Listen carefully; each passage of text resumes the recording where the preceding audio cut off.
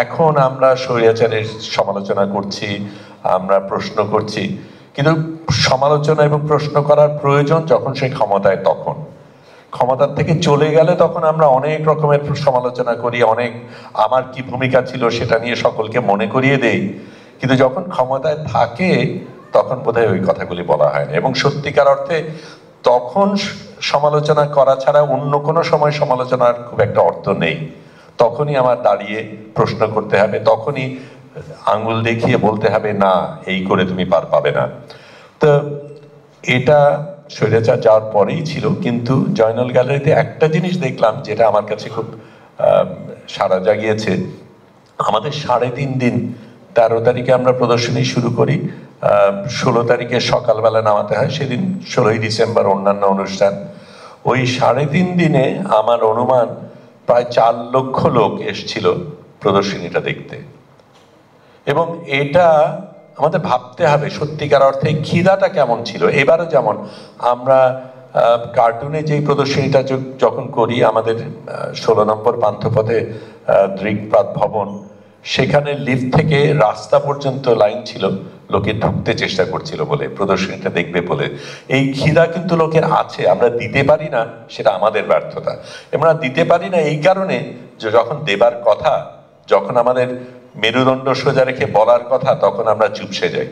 এবং এই জায়গার থেকে যদি আমরা সরতে না পারি, যদি যখন যেটা বলা দরকার সেই সময় সেই প্রতিবাদটা না করতে পারি, তাহলে সত্যিকার অর্থে এই লম্বা বক্তৃতা দিয়ে কোনো খুব একটা লাভ হবে না। যেই প্রদর্শনীটা হতে দেওয়া হলো না, যেই প্রদর্শনী যেই বিষয়বস্তুর কারণে সকলের থেকে দূরে থাকলো, সেই প্রদর্শনীর একটা রিভিউ বেরোলো ম্যাগাজিনে। আমি একটু অবাকই হলাম যে এই সরকারকেই প্রশ্ন করছি, অথচ তাদেরই 2 মন্ত্রী স্ত্রী চালানো ম্যাগাজিনের মধ্যে এই রিভিউটা হচ্ছে। রিভিউটা খুব সুন্দর রিভিউ ছিল। শহীদুল আলমের কাজের নৈপুণ্যতা, তার প্রিন্টের মান, অনেক কিছু নিয়ে খুব সুন্দর করে বিশ্লেষণ বলবো না, কিন্তু পাম্পট্টি দেওয়া আর কি। তা আমি তাতে একটু অবাক হলাম। তারপর ভাবলাম ঘটনাটা কি। কারণ ওই পুরো প্রদর্শনটাই ছিল একটা রাজনৈতিক কারণে, একটা রাজনৈতিক বক্তব্য দেওয়ার কারণে, এবং এই রিভিউটাতে রাজনীতির কোনো উল্লেখই ছিল না। এবং তখন বোঝা গেল যে পদ্ধতিটা কি। তারা শিল্পীকে শিল্পীর মর্যাদা দেয়, তাকে হয়তো একটা গ্রান্ট দেয়, তাকে হয়তো একটা প্রদর্শনী করার সুযোগ দেয়, তাকে হয়তো বিদেশে পাঠায়, অনেক কিছু করে। কিন্তু রাজনীতির ধারে কাছে তুমি যেও না, ওটা থেকে দূরে থাকলে ভালো। এবং যেই প্রদর্শনী রাজনৈতিক কারণে করা, রাজনীতিবিহীন সেটার বিশ্লেষণ, সেটা দিয়ে অনেক কিছু বোঝা যায়। এবং তখন থেকে আমি সিদ্ধান্ত নেই যে আমি যেই কাজ করব সেখানে আমার কাজের সাথে রাজনীতিকে কোনোভাবে যাতে পৃথক না করা যায় সেই ধরনের কাজই আমি করব, সেই সুযোগই আমি দেব না। তা সেটার পরে এটা ছিল 89-তে।